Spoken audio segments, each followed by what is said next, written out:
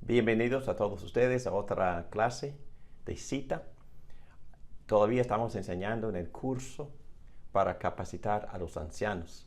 Como ustedes ya saben, ese curso tiene 3 partes. Empezamos con el carácter necesario, bíblicamente hablando.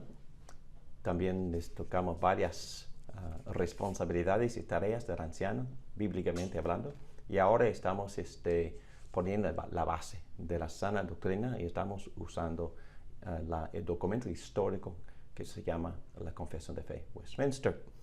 Entonces, antes de empezar, quisiera decirles que en verdad deben de prestar mucha atención a estas enseñanzas, porque no hay enseñanzas más prácticas que estas, porque esta enseñanza acerca de la providencia de Dios, capítulo 5 de la Confesión de Fe, Westminster, toca nuestra vida cotidiana, toca nuestro caminar con Cristo, toca nuestra perspectiva de nuestra propia vida, de nuestro llamado para ser hijos de Dios, pero también nuestro llamado para servir predicando y ministrando el Evangelio mismo. Entonces no hay enseñanza más práctica y no hay enseñanza que me anime más que esta enseñanza acerca de la providencia de Dios. Bueno, antes de meternos más profundamente en la teología de la providencia, quisiera decirles que en sí la providencia dice que Dios está ejecutando su plan y Dios permite que nosotros participemos en su plan. Entonces, esta clase no toca tanto el tema de la santificación, pero ustedes saben que la justificación es la obra de Dios, solo la obra de Dios. Pero cuando estamos creciendo en la santificación, participamos, nosotros nos ejercemos, trabajamos, colaboramos, participamos en la obra de Dios. Bueno, citamos mucho este texto bíblico, pero el apóstol Pablo combina las dos obras, la de Dios y la nuestra, en Filipenses capítulo 2, versículo 13, donde dice: lleven a cabo su salvación con temor y temblor, pues es Dios quien produce en ustedes tanto el querer como el hacer. ¿Para qué? Para cumplir con su voluntad. Entonces, la santificación o mi vida cotidiana, mi caminato con Cristo, ¿es obra de Dios o obra de David Morán? Bueno, la respuesta es sí. Las dos personas participamos en esta obra, pero Dios es el participante mayor, porque Pablo también dice en 1 Tesalonicenses capítulo 5, versículo 23, que Dios mismo, el Dios de paz, los santifique por completo, que Él conserve su vida hasta la venida de Jesucristo. Entonces, Dios va a completar, Dios va a cumplir la obra, como dice Pablo también en Filipenses capítulo 1, versículo 6. Dios va a cumplir, va a completar la obra que Él empezó, que Él inició en nosotros. Muy bien, entonces quisiera leer, antes de empezar, voy a leer una porción del documento, la Confesión de Fe Westminster, capítulo 5 de la providencia. Dice así: Dios, el gran creador de todo, sostiene, dirige, dispone y gobierna a todas las criaturas, acciones y cosas, desde la más grande hasta la más pequeña, por su sabia y santa providencia, conforme a su presencia infalible, inmutable consejo de su propia voluntad, para la alabanza de la gloria de su sabiduría, poder, justicia, bondad y misericordia. Bueno, muy bien, aunque la palabra providencia no aparece en las Escrituras, la idea se encuentra en cada página de la Biblia. La providencia tiene que ver con la relación continua entre Dios y su creación. La enseñanza bíblica nos habla de que Dios no solo creó todo lo que existe, sino que también lo preserva y gobierna todo. Así es nuestro Dios, todopoderoso, todo sabio, conoce todo. Vamos a orar para que Dios nos ayude en esta enseñanza. Gracias, Dios, por estar con nosotros. Ayúdame a enseñar correctamente bien tu palabra. Te pedimos que tú nos animes, que nosotros podamos poner en práctica, podemos tener confianza, hasta gozo y gratitud por la obra de la providencia tuya sobre todas las cosas, pero principalmente en nuestras vidas personales y en tu iglesia. Gracias que tú estás llevando a cabo tus propósitos a través de tu propia participación en lo que tú has creado. En el nombre de Cristo Jesús, te damos gracias y te pedimos todo esto. Amén. Bueno, voy a leer otra definición de Berkhof. Y antes de seguir, quisiera animarles a que tengan por lo menos un libro. Los libros sí cuestan, pero vale la pena comprar por lo menos un libro en el área de la teología sistemática. Y no hay mejor que Berkhof en su libro Teología Sistemática. Y también como Grudem, yo dependo mucho de Grudem. Y bueno, la verdad es que Berkhof es un poco más reformado que Grudem, pero los dos son reformados. Y Berkhof también es un hombre de pacto. Él desarrolla el concepto bíblico del pacto de la gracia mucho más de lo que lo hace Grudem.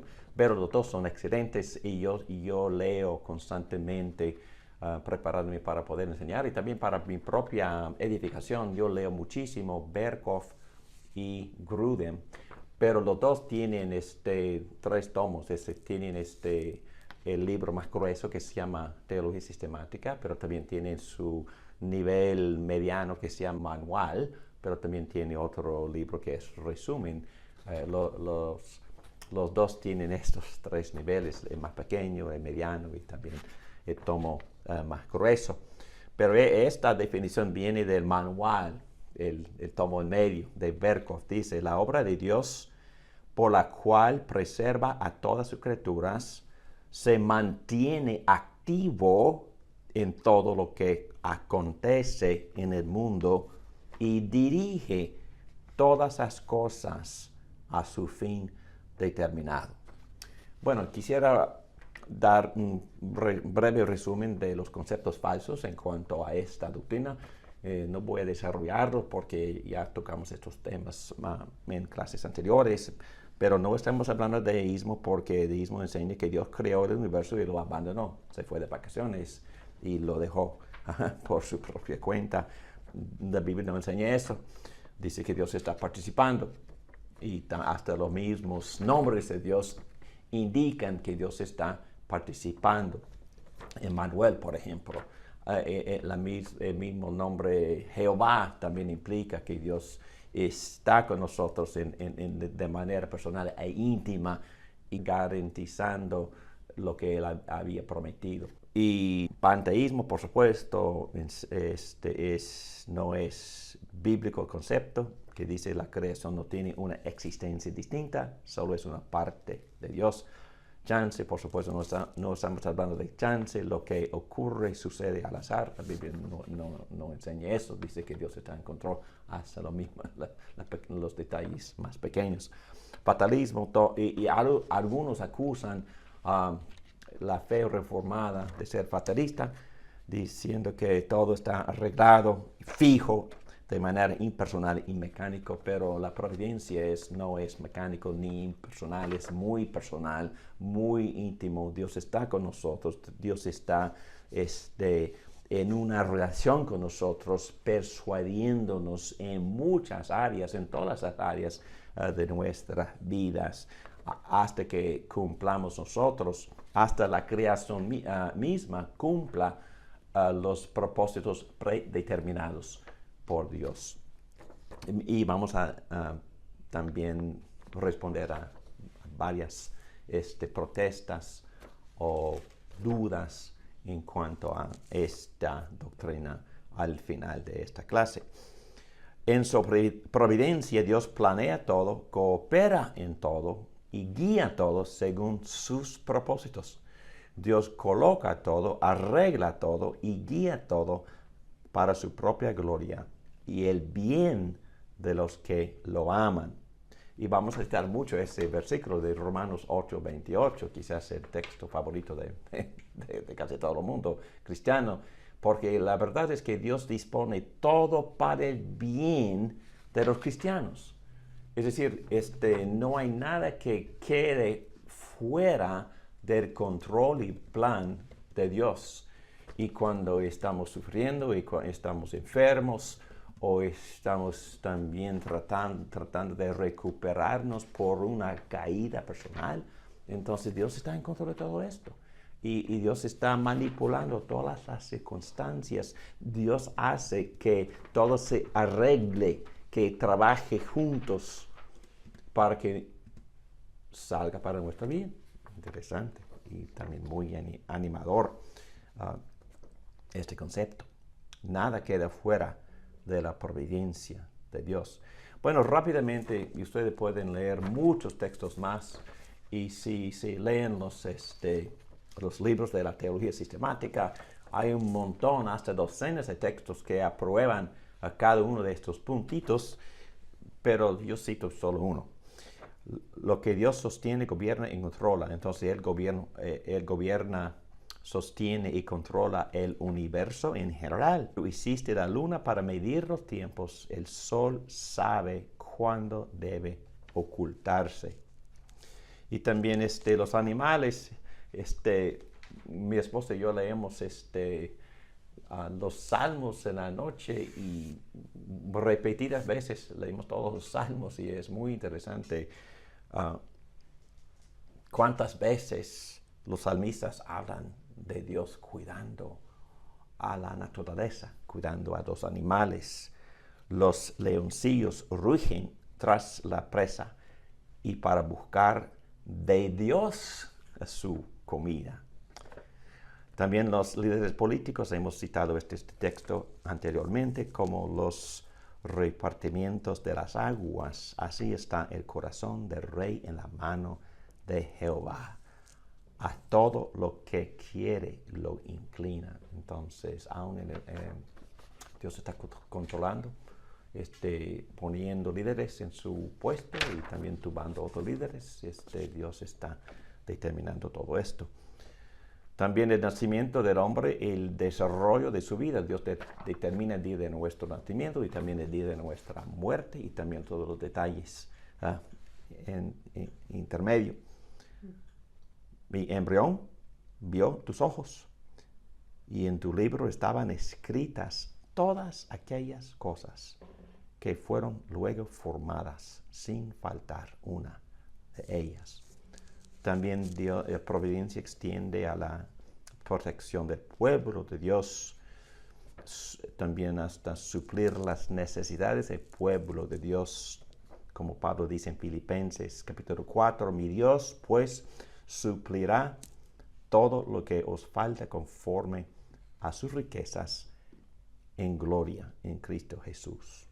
También Grun tiene un capítulo por completo acerca de la providencia de Dios usando nuestras peticiones de oración, como Él incluye nuestras oraciones en sus planes y también en la forma en que Él ejecuta sus planes. Y como ya habíamos dicho en la clase anterior, la providencia de Dios incluye también nuestras responsabilidades, incluye nuestras decisiones, las que hacemos por nuestro libre albedrío, y hay ciertas cosas según el plan de Dios que no suceden si nosotros no actuamos o si no oramos. Entonces Dios ha calculado todo esto. Él coloca nuestras acciones, decisiones y oraciones en la forma en que Él ejecuta sus planes. No me pregunten cómo. Estoy nada más compartiendo lo que la Biblia enseña con claridad. Tú oyes la oración, a ti vendrá toda carne. También Dios gobierna y controla el mundo físico. Salmo 104. Él hace producir el heno para las bestias y la hierba para el servicio del hombre, sacando el pan de la tierra. Amén. También los asuntos de las naciones. En el libro de Job, capítulo 12, leemos estas palabras. Él multiplica las naciones y Él las destruye. Esparce a las naciones y las vuelve a reunir. También Él determina dónde viven los diferentes pueblos.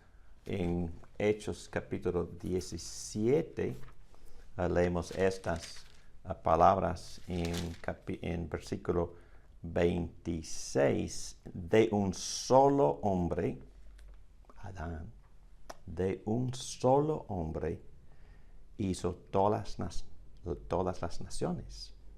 Entonces todos somos descendientes de Adán, para que habitaran toda la tierra. Dios determinó los periodos de su historia y las fronteras de sus territorios. Sí, Dios está en control aún de las migraciones de las diferentes tribus y diferentes etnias. También las cosas aparentemente accidentales e insignificantes caen bajo la providencia de Dios. Proverbios 16, las suertes se echan en el regazo, mas de Jehová es la decisión de ella. Obviamente el castigo del mal, Salmo 7, muchos salmos hablan de esto. Si no se arrepiente, él afilará su espada. Armado tiene ya su arco y lo ha preparado. La ideología secular que no cree ni en la providencia ni en los milagros ata las manos de Dios. No creen ni siquiera que Dios puede quebrantar las leyes de la naturaleza. Pero vamos a ver que en la providencia no quebranta las leyes, pero Él va más allá a veces.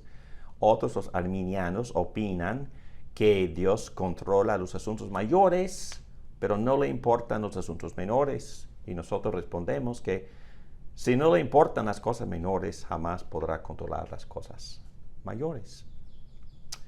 Muy bien. Ahora nos metemos más profundamente en el concepto, hablando de los elementos de la providencia en particular, y vamos a estar hablando de tres cosas: preservación, y número 2, concurrencia, y al final gobernación. Empezamos con preservación. Es muy interesante porque la preservación aún de la naturaleza es la base de la ciencia física, porque Dios garantiza que las reglas que Él establece se van a seguir, se van a continuar. Evitando los extremos del panteísmo y del deísmo, la Biblia afirma que el mundo continúa existiendo en virtud de un constante ejercicio del poder divino. Por eso el mundo sigue así.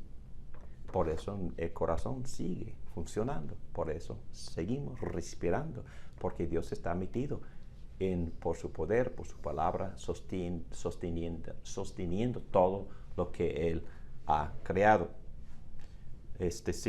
Sigo. La Biblia afirma que el mundo continúa existiendo en virtud de un constante ejercicio del poder divino, por el cual se mantiene la existencia y la operación de todas las cosas. Bueno, hay cosas aún en la naturaleza que no tienen sentido, no tienen explicación, si no entendemos que Dios está obrando constantemente, sosteniendo todo lo que Él ha creado.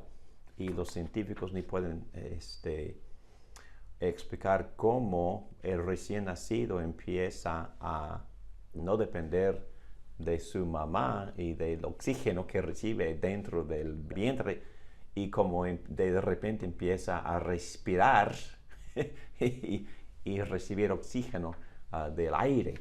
Entonces Dios está ahí sosteniendo la vida del recién nacido.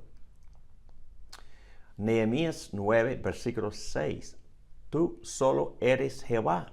Tú hiciste los cielos y los cielos de los cielos con todo su ejército, la tierra y todo lo que está en ella, los mares y todo lo que hay en ellos. Y tú vivificas todas estas cosas. Entonces está obrando continuamente y los ejércitos de los cielos te adoran. También un versículo clave es el de Colosenses, capítulo 1, versículo 17, que dice: y Él es antes, hablando de Cristo, Cristo es antes de todas las cosas, y todas las cosas en Él, en Cristo, subsisten. Entonces, Cristo no solo es el agente, es el creador, Él también está sosteniendo. En Cristo todo subsiste. Hebreos 1.3 también dice lo mismo, pero ahí mete el concepto de la palabra de Dios, el cual siendo el resplandor de su gloria y la imagen misma de su sustancia, también hablando de Cristo, y quien sustenta todas las cosas con la palabra de su poder, habiendo efectuado la purificación de nuestros pecados por medio de sí mismo, se sentó a la diestra de la majestad en las alturas. Entonces Cristo no solo creó, pero también está sosteniendo todo lo que Él creó. Entonces aquí nos metemos en un asunto sumamente práctico, hablando de Dios involucrado en nuestras vidas, y el concepto se llama concurrencia. Concurrencia dice que dos cosas están ocurriendo al mismo tiempo, es que la participación de Dios, que es la mayor influencia aún en mi propia vida, y también nuestro propio albedrío, que también tomamos decisiones, nos disciplinamos y participamos. Y debemos participar, debemos orar, debemos actuar, pero vamos a ver que todo esto también se inicia por Dios, se sostiene por Dios y también es guiado por Dios. Vamos a ver. Nosotros, las criaturas, tenemos una voluntad. Nuestras acciones tienen resultados, pero el poder casual que tenemos es secundario. Y la causa primaria es de Dios. Dios inicia, Dios influye, Dios, aún en la vida del cristiano, ya hemos visto que Dios nos da el querer, el deseo, las afecciones, el cariño, el amor. Eso viene de Dios. La motivación viene de Dios. El empuje viene de Dios. Y nosotros, por supuesto, actuamos. Pero Dios está actuando primero y continuo. Dios nos da el querer y hacer, es decir, no solo nos da la motivación, pero también nos da el poder por medio de su Espíritu Santo para poder cumplir con su voluntad, y hasta Él nos guía para que cumplamos su voluntad. Eso también me anima, me hace vivir contento, tranquilo, porque mi Dios, mi Señor, está en control de mi vida. Dios opera en todas las acciones de sus criaturas y en la naturaleza, estimulando los actos y haciéndolos efectivos, o es decir, haciendo que cumplan con su voluntad. Una acción es simultáneamente una acción de Dios y una acción del hombre. No me pregunten cómo es posible eso, porque la Biblia no me dice. La Biblia no explica cómo Dios combina su control providencial con nuestras decisiones voluntarias, significativas y responsables, pero enseña que tenemos responsabilidades y tenemos que actuar, y nuestras acciones sí tienen efectos y debemos de vivir responsables, pero al mismo tiempo sabiendo que Dios inicia, Dios nos da la motivación y el poder y nos guía hasta que nosotros cumplamos con su voluntad.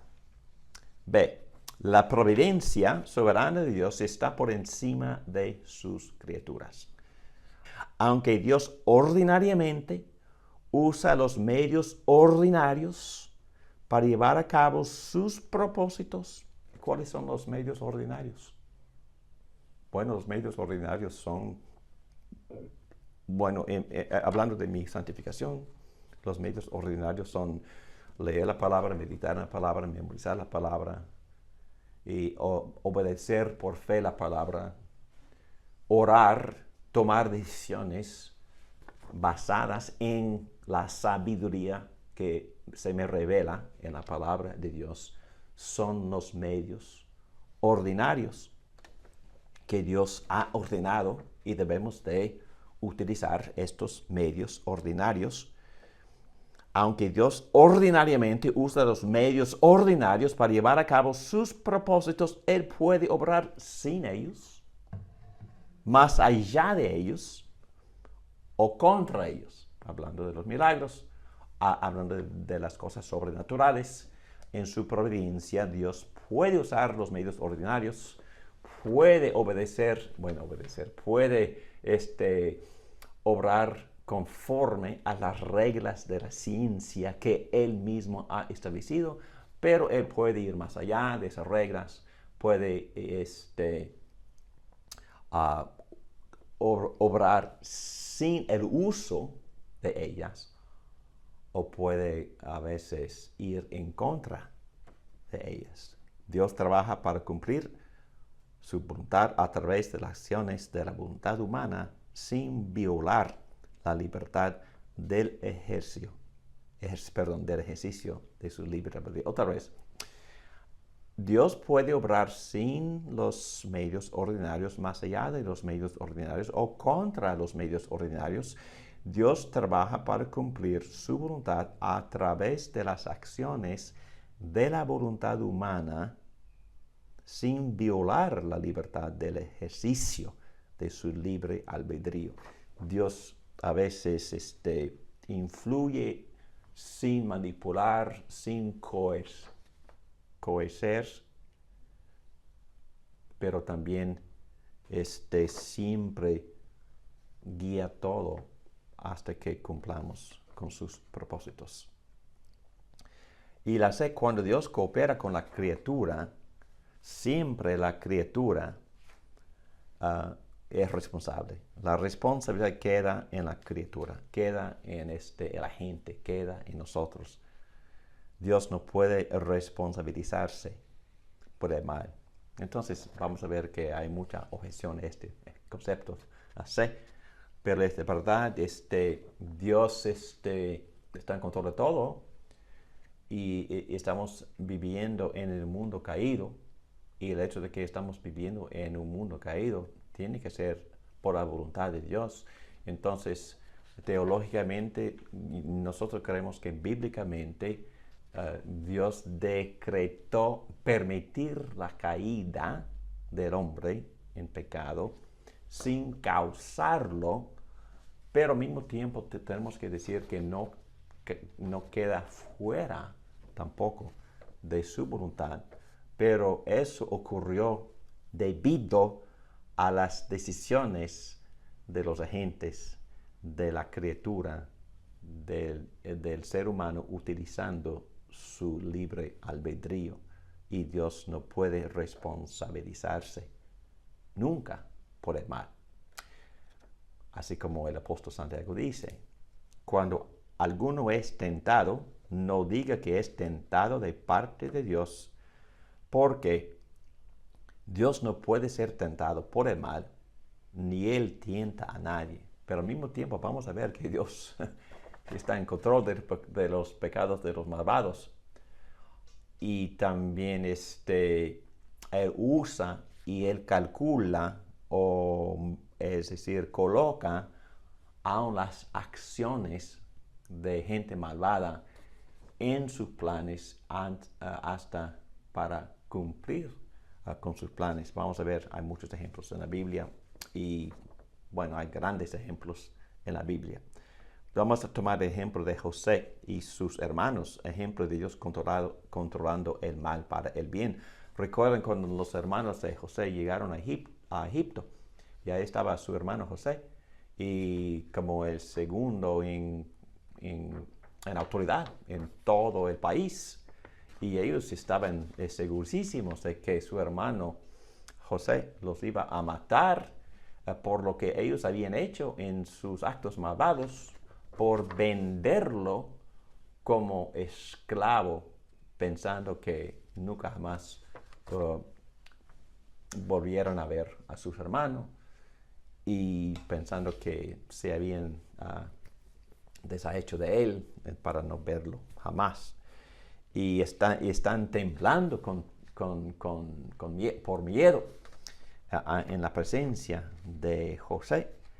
Y aquí tenemos esas palabras. Vosotros pensasteis mal contra mí, dijo José a sus hermanos, mas Dios lo encaminó a bien para hacer lo que vemos hoy, para mantener en vida a mucho pueblo. Y más adelante, o anteriormente, vemos esas palabras en capítulo 45. Pero ahora, por favor, no se aflijan más, ni se reprochen el haberme vendido, pues en realidad fue Dios quien me mandó delante de ustedes para salvar muchas vidas. Bueno, aquí vemos muchas cosas. La cosa más superficial es que Dios está manipulando. Dios sí manipuló los pecados de los hermanos de José para enviar a José a Egipto. Entonces fue parte de un gran plan, un plan que Dios había profetizado a varios siglos antes, cuando Dios mismo profetizó a Abraham que esto sucediera y su pueblo se encontrara en Egipto como esclavos. Y bueno, ese es el primer paso.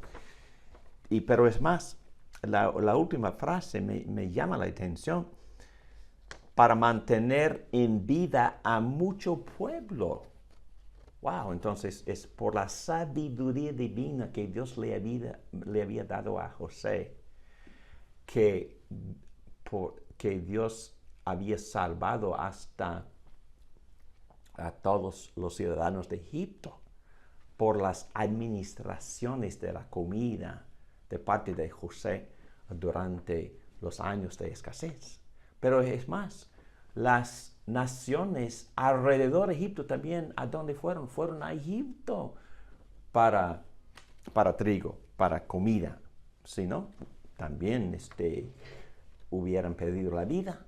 Pero es más, el mismo pueblo de Dios fue salvado, fue conservado. Pero es más, hasta la simiente del mismo Mesías. Entonces, es prácticamente una frase de profecía, porque nosotros también somos salvados. Indirectamente, Dios manipulando los pecados de los hermanos de José. Nosotros también somos los beneficiarios de Dios controlando en su providencia los actos de los malhechores. Es increíble el plan sobrenatural de Dios. Los hermanos sí incurrieron en la culpa verdadera por su traición. Sin embargo, la providencia de Dios estaba obrando a través de su pecado para la salvación de muchas vidas. Y por eso citamos de nuevo Romanos 8:28, porque todo se incluye en lo que Dios está disponiendo para el bien de su pueblo, para los que lo aman, y conforme a sus propósitos, y sus propósitos al final del versículo 29 dicen que es la conformidad a la imagen del Hijo Jesucristo. Entonces no estoy diciendo que todos los beneficios son agradables en el momento, porque nosotros sufrimos las consecuencias de los pecados de otros, nosotros sufrimos las consecuencias de vivir en un mundo caído, nosotros sufrimos las consecuencias de nuestra propia necedad hasta por nuestros propios pecados, pero todo no está perdido, porque Dios nos ama y está en control de todo, y Dios dispone todo hasta, y digo esto con mucho cuidado para no abusar o pasar por alto a la gracia de Dios. Pero aún las consecuencias de mis pecados Dios usa para santificarme. Hay muchos ejemplos, pero quizás el ejemplo más sobresaliente en toda la Biblia es el ejemplo de la crucifixión de Jesús mismo y de la traición de Judas. Y este ejemplo es muy parecido, obviamente, al ejemplo de los hermanos de José.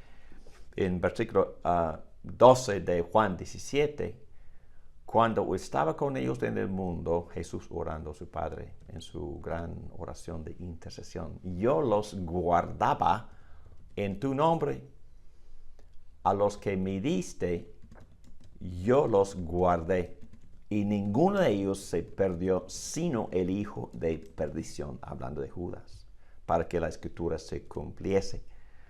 Entonces, 2:23, hablando de Jesús, fue entregado el sermón de Pedro en el día de Pentecostés. Fue entregado según el determinado propósito y el previo conocimiento de Dios, y por medio de gente malvada, ustedes lo mataron clavándolo en la cruz. Entonces, es fenomenal. Aquí es un ejemplo de la providencia de Dios, diciendo que aún estos actos de maldad fueron actos predeterminados por Dios, pero actos que Dios usó para que Cristo fuera a la cruz. Entonces, Dios manipulando los actos malos para salvar a todo el mundo por medio de Jesucristo. Interesante, ¿no? Dios predestinó y usó el pecado de Judas y los pecados de otros malhechores para efectuar la crucifixión de Jesús, pero la culpa y responsabilidad por los malos actos quedan con los malhechores y no con Dios. Como un pastor dijo una vez, Dios usó el mal más malo, la ejecución del único justo, para efectuar el bien más bien. Es decir, fue una tragedia, fue una maldad, fue mal lo que pasó cuando crucificaron a Jesucristo. Pero Dios lo había predeterminado todo esto hasta estos mismos actos para salvar, con el plan de redención, para salvar al mundo por la muerte de Jesucristo. Entonces, hay otros ejemplos aún más fenomenales, en mi opinión, el ejemplo de Faraón y el Éxodo. Y les animo a ustedes a leer cuidadosamente el libro de Éxodo, porque en estas narraciones nosotros conocemos a Dios mucho mejor de lo que lo podemos conocer en otros pasajes bíblicos, porque vemos todos los atributos de Dios y vemos la manera en que Dios trabaja con su pueblo y para el bien de su pueblo. En este caso, usando y hasta influyendo indirectamente los actos de Faraón. En Éxodo capítulo 4, versículo 21, y dijo Jehová a Moisés: cuando hayas vuelto a Egipto, mira que hagas delante de Faraón todas las maravillas que he puesto en tu mano.